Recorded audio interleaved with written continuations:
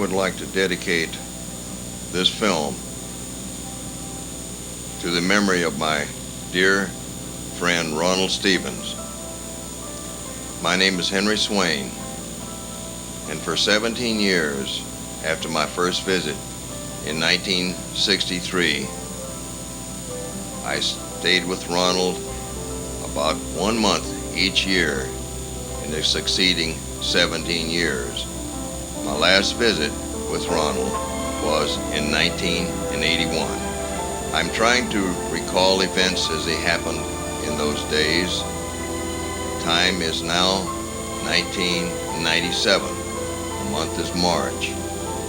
And I'm jogging my memory to put some type of a narration following the events that occurred when I did this filming. This is quite a momentous occasion for both Ronald Stevens and for me, because when I visited him from 1971 through 1973, Ronald was handling the first hybrids ever produced in the world. And Ronald Stevens bred those hybrids from a peregrine tiercel and a Saker falcon in this large breeding shed the first time in 1971, and he repeated the event again in 1972. These birds bred by natural copulation. This tiercel is an Irish tiercel that Ronald Stevens sent to me, and I flew that tiercel for 5 years, almost 5 years, a little over 4, and then sent the bird back to Ronald, and he put the bird in with Farah, the name of the Saker falcon, and it crossbred. Now this gentleman is Eamon de Butler. He's known in Ireland as the Marlon Perkins of Ireland, or he was at that particular time. Eamon de Butler now is probably the most famous naturalist in Ireland, and at the same time a very, very fine photographer, both from still features and also from movies, and he's advanced to the finest video techniques, I understand. I've seen some later versions of his films, and they're absolutely fantastic. This particular shot here was also done by the Honorable John Morris, and it graced a Journal of the North American Falconers Association when these birds were produced. I believe this was in 1971. Those were the hoods that Ronald laid out to try on the Sakerenes. This is 1971, and Ronald is bringing down the Sakerene tiercel. It was hatched in 1971. He's very, very happy about it. We'll put jesses on the bird and hood the bird, and as I said, this is the first time that any hybrid had ever been produced. This is a sparrowhawk that we trapped on a belcher tree just for the fun of it, and I handled the bird for several days, but I wasn't in Ireland long enough that year to really train it, although I would have liked to have tried to do so.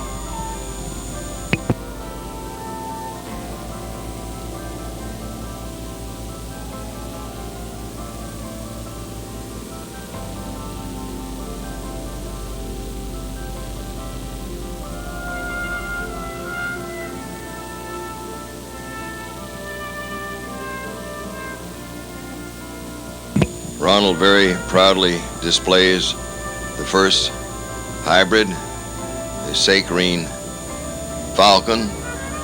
We dubbed these birds Sakerene as a cross between the name of Saker and peregrine.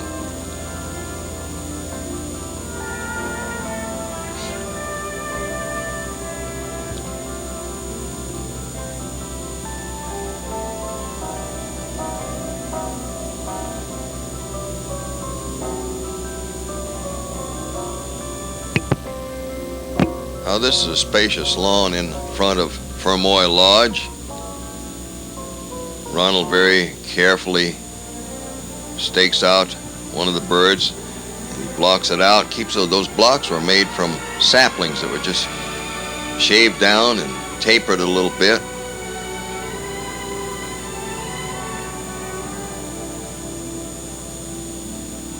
Ronald's very, very meticulous in the way he handles falcons, as and hawks, of course, as anyone should be, gains the confidence of the birds, doesn't get them excited.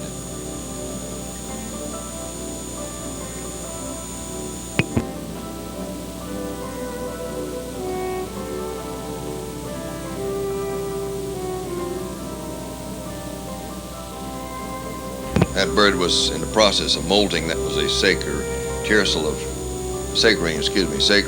of 1971. Now Ronald is discussing the breeding of the Sakerenes, and also Hal Webster is telling Ronald of his successes in breeding the prairie falcon in Colorado. Katie was with Ronald, with Hal at this time. They were going over to Zurich, Switzerland to visit Katie's parents or relatives over there, and Hal and Katie stopped by for a couple of days. We had a very, very enjoyable time. Hal Webster is the first president of the North American Falconers Association that was formed in 1961 in Denver, Colorado, and it had its first organization meeting in 1962.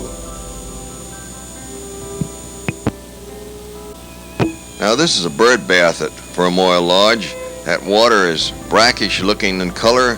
It looks like real strong tea. Of course, it comes from the bogs, and it's full of tannins, which gives it that appearance. However, the tea that we drank looked very similar because Ronald used the bog water for tea. He said it was nice and soft and made the finest of tea. I'm sure it was full of a lot of boiled bacteria and protozoa and different types, but it didn't bother us any. It did make good tea, I will say. This bird is known as Leola, the hijacker, and later on I'll tell you a little bit more about that bird.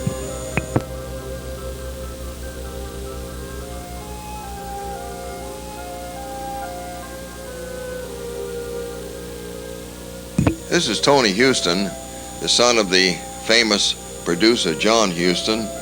Tony, I think, about 6 feet 4 inches tall. I think 5. He's taller than his father was. Tony was an avid falconer and still is. I gave him a Jack Merlin when he was 15 years old. I also gave one at that year, I think it was 1965, to John Morris. And this day, Tony had his peregrine out, and I asked him if he'd stoop it to the lure.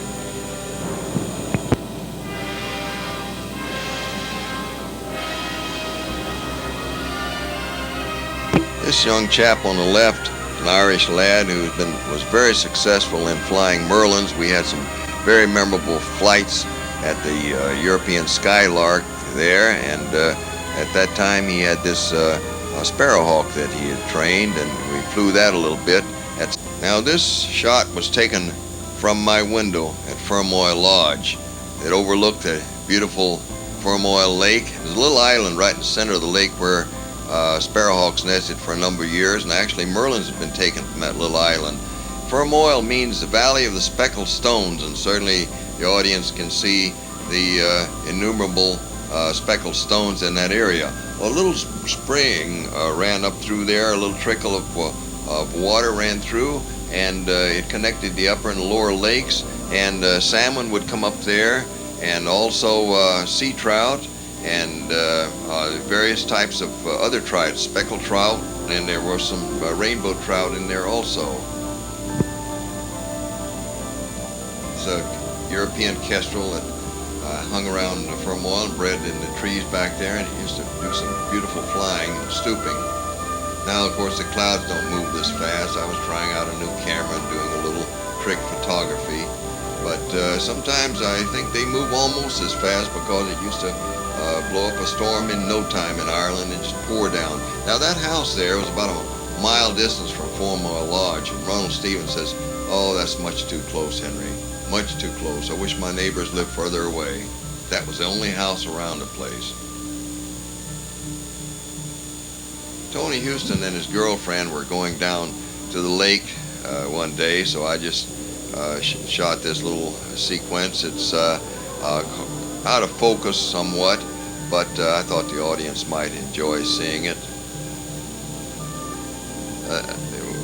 That day Tony's girl was chased by a cow. She'd been down there a little bit earlier before Tony got there, and she certainly showed great agility in outrunning that cow. The cow didn't have any horns, but that didn't make any difference to Tony's girl. She could really, really run. She gave me the appearance of a deer going over the heather there. These are scarlet and black weaver birds from Africa, and they used to breed freely in Ronald's garden. The little nondescript lighter colored ones are the females.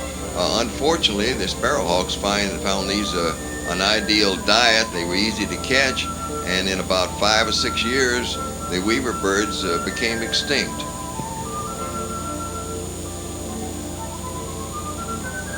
Now this falcon is Leola the hijacker. Ronald named the bird Leola after an Arabian girl who hijacked an aircraft. Leola was a bird that was taken illegally from an eyrie and turned over to John Morris, who gave it birth to Ronald, and the bird was kept for a while and then released. Unfortunately, the bird used to stoop at Ronald's falcons, and bother them. So we took Leola and we put her in a sealed container. Of course, there was air in there for the bird to breathe. And I took that bird by Volkswagen 150 miles to Tipperary and released Leola. And in 2 days, she was back at Fermoy Lodge. Now, how she found her way back there when she was in a sealed container and couldn't see where she was going, I don't know. Now, these are jay thrushes from Africa, and Ronald imported these along with many, many other exotic type birds. These jay thrushes were mimics, and they were very mischievous, and they would attack any shiny spot on a car or anything else where they could see their reflections, and they were really comical in their actions. This is the Honorable John Morris, who is holding the Sakerene tiercel of 1972. Ronald presented this bird to John Morris, and that was the last of the Sakerenes, because we lost the Saker falcon on a grouse hawking expedition to County Mayo the year before. Saker falcon of 1972, it was a larger falcon than the sister of 1971. It had more pretentious, had bigger feet, and broader chest. He named this bird Errata. Ronald had many fine flights with Errata. He tried to catch grouse with Errata, but it wasn't successful, unfortunately. Grouse were few and the hunting area wasn't very suitable. Now he's releasing Errata, and I filmed at, I think, 24 frames a second at that time, at a little different speed. Errata was a very obedient bird. She had really no place to go because all the foliage and trees were right there at Fermoy Lodge, and she was familiar with that area, and that was her homing spot. So she would hang out there in the breeze for a couple of hours and never went anywhere except in that area, and then Ronald would call her down to the lure.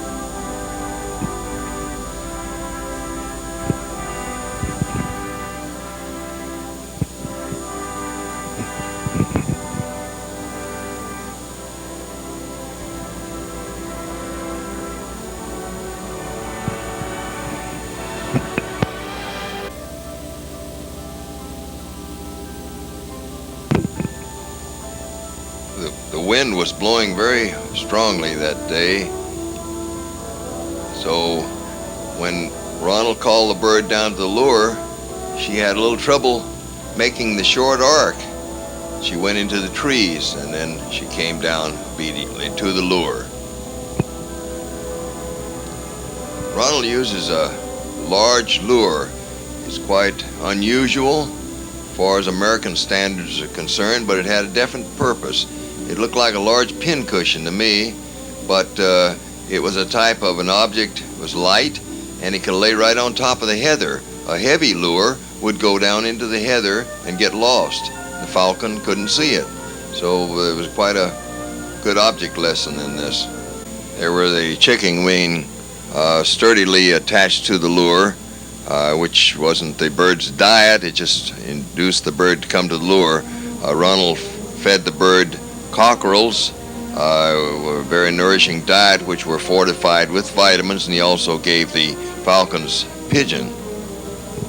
Now this day we were going duck hawking, and Ronald released errata on the lawn at Fermoil, and we drove to the pond in the little Volkswagen. The pond was about a mile distance, and Peter Walsh, who also helped Ronald with the falcons, he was Ronald's butler and handyman, tried to flush some ducks. Unfortunately that day there were no ducks on the pond, but Ronald released a homing pigeon, and as I remember, Ronald said this wily old pigeon had been released 5 times previously, but it always found its way back to Fermoil Lodge, because it was the nearest point with which the pigeon could take cover.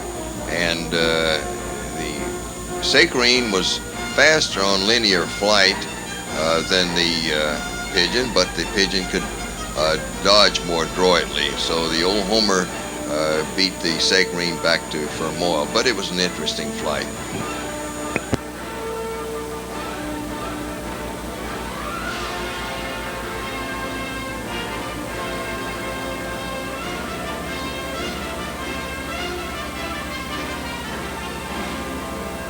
Beautiful flat country in that particular area of Ireland. Unfortunately, the grouse are scarce. Ronald Stevens went to Ireland in the hopes of catching grouse, as Geoffrey Pollard did when he went to Scotland. Unfortunately, Ronald's choice wasn't the best in that respect. Ireland's a beautiful place, and he grew to love the country and the people, but he lost the advantage of having a place to catch grouse. But he lived his life in great happiness. The bird was put away for the day, and it feeks and stamps his feet and cleans his feet. Hawks are very fastidious, make sure that they clean themselves properly.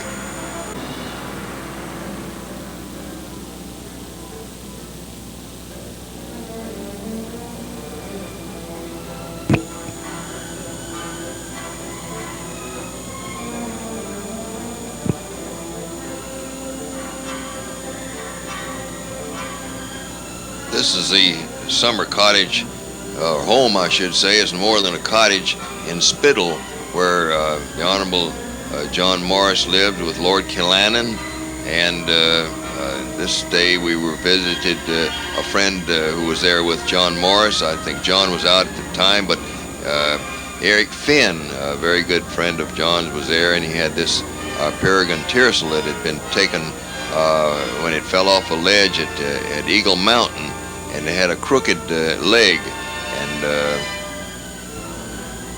Finn took this bird and trained it, made a nice bird of it. As far as flying is concerned, I don't remember whether he took quarry with it. I remember he tried to catch magpies with it. Now we're on the road through a little village of Ouderard. On the way to County Mayo, we were going to do some grouse hawking. Anyway, we had aspiration of catching grouse. And as England, of course, the traffic all travels on the left side of the road. This was a warm day in Ireland, about 70 degrees, and to them that was a heat wave.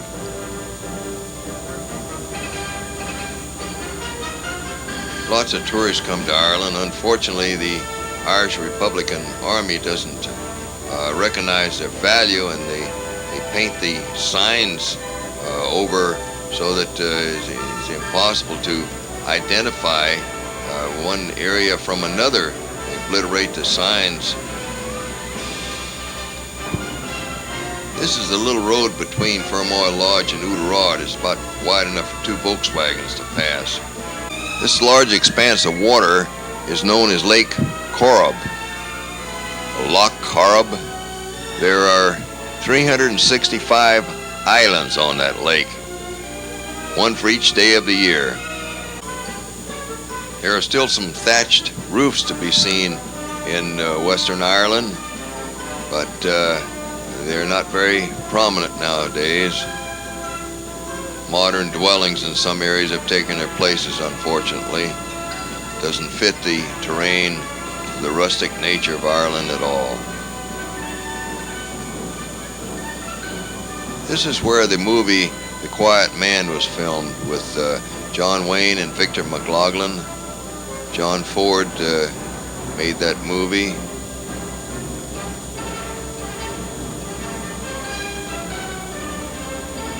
Maureen O'Hara also starred in the film production. Now you can see how the signs were obliterated by the Irish Republican contingent. Made it very difficult for any foreign element to find their way about in this particular part of Ireland. Peregrines have been known to nest on those cliffs. This is part of our journey up to County Mayo. We come to an area here of a sunken oak forest which was 1,000 years old. These logs were unearthed in the bog. Now we're back to Fermoy Lodge. Back to the Valley of the Speckled Stones. Beautiful, beautiful place. I never tired of my visits with Ronald. I always enjoyed every moment of them. He was a wonderful gentleman and a friend. I'd like to think that he's in heaven right now, flying falcons with the Lord.